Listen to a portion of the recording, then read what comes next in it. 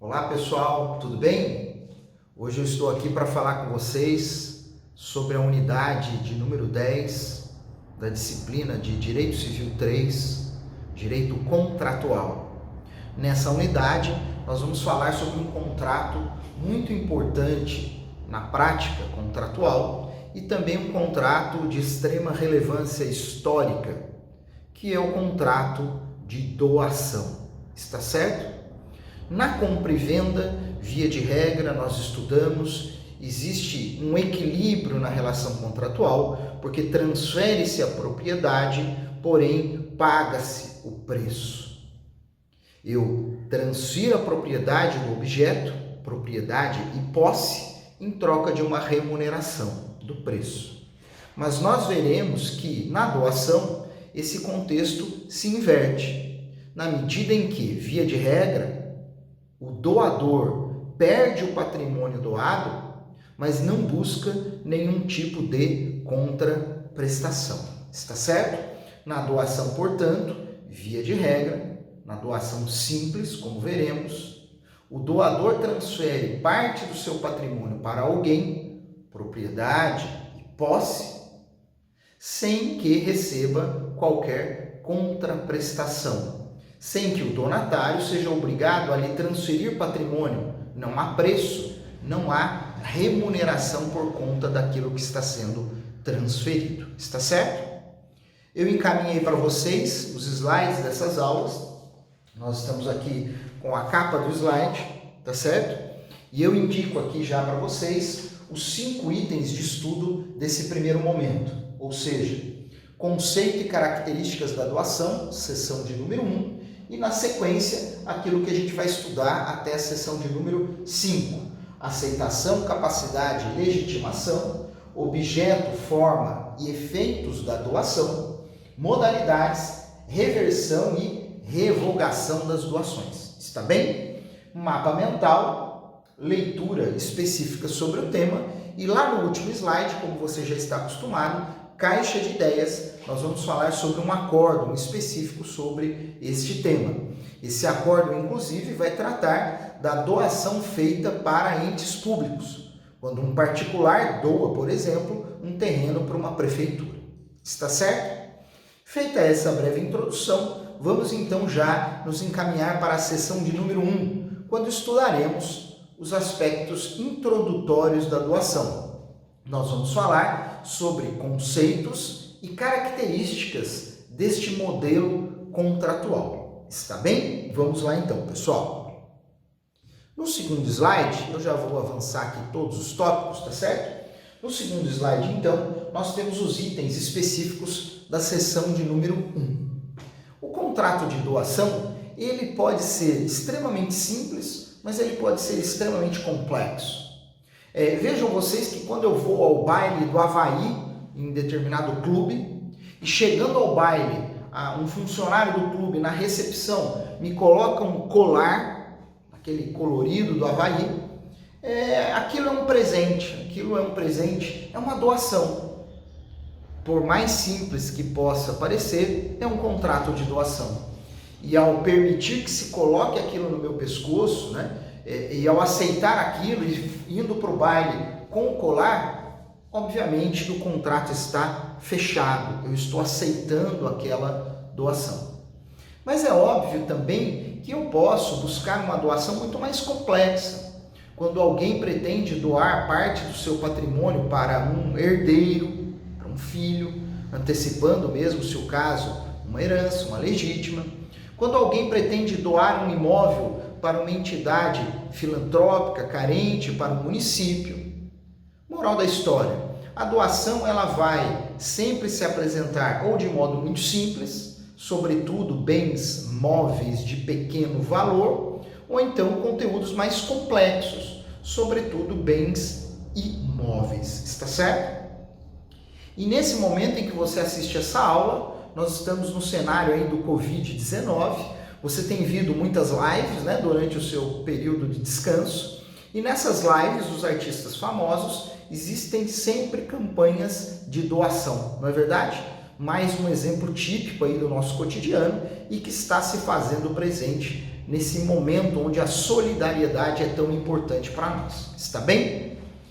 Beleza. Falando sobre conceito e características, vejam vocês que o primeiro tópico do nosso slide trata exatamente desse assunto, do conceito de doação. A doação é a transmissão livre e voluntária de uma parte do patrimônio do doador para o donatário. Portanto, eu posso transferir uma coisa corpórea, um objeto, uma res, como eu posso transferir também um crédito, uma vantagem, algo que seja até mesmo incorpóreo. Por isso que nós dizemos que a doação é a transferência livre de uma vantagem patrimonial para a pessoa do donatário. Portanto, eu vou migrar do patrimônio do doador para o patrimônio do donatário determinado interesse ou determinado patrimônio, sem que o doador esteja preocupado, ou melhor dizendo, sem que ele receba uma contraprestação. Então, haverá um favorecimento do patrimônio apenas do donatário. O doador terá um desfalque no seu patrimônio, enquanto o donatário terá uma vantagem, na medida em que o donatário, ao contrário da compra e venda, não está obrigado a qualquer tipo de contraprestação. Na compra e venda, patrimônios equilibrados. Entregou a coisa comprada, recebeu o preço, patrimônios equilibrados. Na doação se mantém dessa forma? Não. Na doação, eu tenho diminuição do patrimônio do doador e aumento do patrimônio do donatário. Está claro? Esse raciocínio é o que se verifica a partir, então, do conceito desse contrato de doação. Quais são as obrigações principais geradas por esse contrato, pessoal? Ora, o doador se obriga a transferir aquela vantagem patrimonial. O doador se obriga a transferir a propriedade sobre aquele objeto, sobre aquela coisa em que, a que se refere a doação. Pode ser simplesmente a tradição, a traditio, a entrega da coisa, está certo? Ou pode ser a transferência solene, como por exemplo aquela necessária para o cartório de registro de imóveis. Então vejam que a obrigação de transferir a propriedade, ela pode ser simples ou ela pode ser solene no contrato de doação. Se eu for doar um bem imóvel, eu vou ter que cumprir a solenidade necessária para o ato. Agora, se eu for doar um bem móvel, basta que eu faça a tradição. Mas nós veremos ainda logo mais que existem algumas coisas sobre a forma, está certo? Que também devemos ter atenção em relação aos bens móveis em algumas circunstâncias, está certo? Então veja, a principal obrigação recai sobre a pessoa do doador. Não há uma principal obrigação para o donatário, porque ele recebe o patrimônio, aumenta o seu patrimônio, mas efetivamente não está obrigado a nenhuma contraprestação. Beleza? Então, a obrigação principal desse contrato recai apenas com relação à figura do doador, diminuindo o seu patrimônio em favorecimento do patrimônio do donatário. Em terceiro lugar, vejam, senhores, que estamos falando aqui da classificação desse contrato de doação. Nós estamos apontando que ele é um negócio jurídico eminentemente gratuito, ele é unilateral e ele é formal, como nós veremos logo mais, eu já havia me antecipado com você. Então veja, esse contrato é gratuito, na medida em que gera onerosidade a apenas uma das partes, diferente da compra e venda, que é um contrato oneroso. Lembrando que gratuito é sinônimo também de contrato benéfico, porque beneficia apenas uma das partes. É um contrato unilateral, porque a principal obrigação também toca apenas um dos contratantes, no caso aqui o doador, não é verdade? E veremos nesse aspecto, por ora, alguns comentários que são extremamente relevantes. Chacon, mas eu não posso fazer uma doação com encargo? Eu não posso obrigar a pessoa, de repente, a cuidar, como é muito clássico nos livros da doutrina, eu dou alguma coisa gerando o encargo de que a pessoa cuide da minha lápide lá no cemitério durante os anos, limpando, levando flor, seja lá o que for. Nas escrituras antigas, pessoal, é comum que se leia coisas do tipo, né? Dou determinado imóvel em contraprestação que eu pretendo receber a título de encargo, que essa pessoa peça para rezar uma missa para mim todo último domingo do mês. São encargos, mas veja, são falsas contraprestações. Então a doutrina nos dá com bastante certeza essa informação que está aqui salientada. Encargo não significa contraprestação, porque a contraprestação na compra e venda, por exemplo, é o preço equivalente àquilo que o proprietário está perdendo ao vender o imóvel. Está bem? Não. Agora, quando eu olho para o contrato de doação com encargo, eu não estou falando numa diminuição patrimonial equivalente por parte do donatário. Não. Ele assume uma obrigação que não é correlata com a perda patrimonial que o doador está sofrendo. Outra questão bastante relevante aqui é que a doação não se confunde com o testamento. São institutos parecidos, mas aplicados em contextos bem distintos. A doação é um ato entre vivos, intervivos. Inclusive, os seus efeitos, via de regra, são imediatos. Está certo? Doei agora, os efeitos surgem agora. O testamento, por outro lado, é um ato jurídico que só gerará efeitos em razão da morte do testador. Portanto, se eu, Chacon, elaborar um testamento, são diversas as formas de testar, você vai estudar isso em Direito das Sucessões. Se eu, Chacon, elaborar um testamento, qual é a regra? De que esse testamento será aberto após o meu óbito e gerará efeitos, portanto, pós-mortem, após o meu falecimento. O testamento tem algo em comum com a doação? Sim, porque é uma transferência patrimonial decorrente da manifestação de vontade do testador. Assim como a doação é uma diminuição do patrimônio do doador decorrente da sua manifestação de vontade.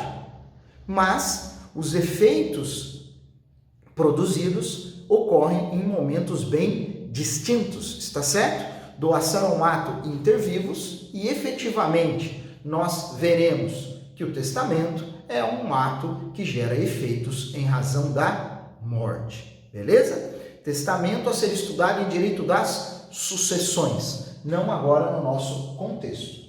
Verificaremos que também a doação é um ato jurídico, um negócio jurídico que exige algumas formalidades. Em resumo, eu já me antecipo com os senhores. Via de regra, a doação deve se dar por escrito. Admite-se sim, também como veremos, a doação recebida, aceita de maneira tácita. Mas a exigência de que se dê por um documento escrito é a regra, como nós veremos logo mais, está certo? Segurem esse assunto para um outro momento de aula que não é essa sessão de número 1 ainda. A vontade de doar não precisa ser justificada, pessoal. É o que nós chamamos de ato de mera liberalidade. Na prática, significa dizer o seguinte: o doador doa porque quer e não precisa fundamentar, justificar, esclarecer ou sequer motivar a doação. A doação significa transferir um patrimônio ou uma vantagem patrimonial por simples manifestação de vontade livre. Portanto, é um ato de mera liberalidade. Por isso é que, de fato, nós observamos, que na prática as doações são feitas sem qualquer justificativa. Se você buscar no cartório de registro de imóveis uma escritura pública de doação que deu base para a transferência da propriedade de um bem imóvel, você vai ver que essa escritura pública, esse contrato de doação, não apresenta qualquer justificativa. Está bem? Bacana. Então, a vontade de doar não precisa ser justificada, porque ela se revela mesmo como um ato de mera liberalidade. Por fim, ainda do aspecto conceitual, nós devemos avaliar a renúncia.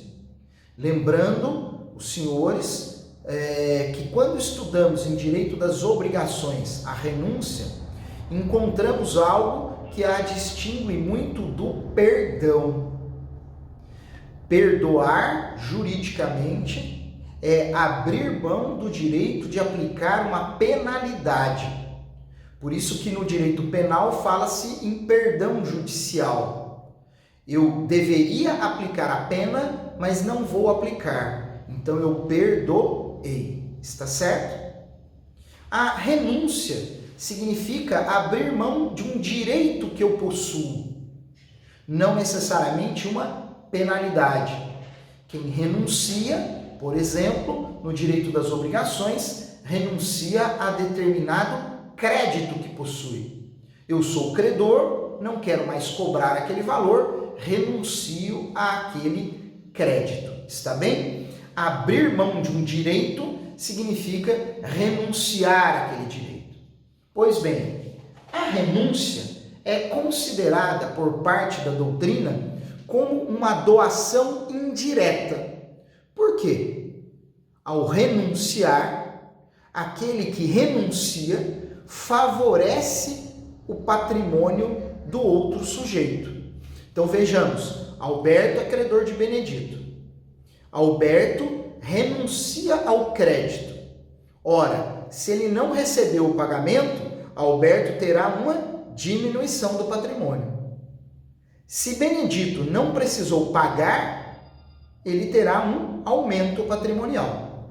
Portanto, ao renunciar, estamos falando de uma doação indireta, na medida que a renúncia é um ato de mera liberalidade que favorece a figura do devedor nas relações creditícias. O credor tem o seu patrimônio diminuído e o devedor tem o seu patrimônio aumentado, favorecido.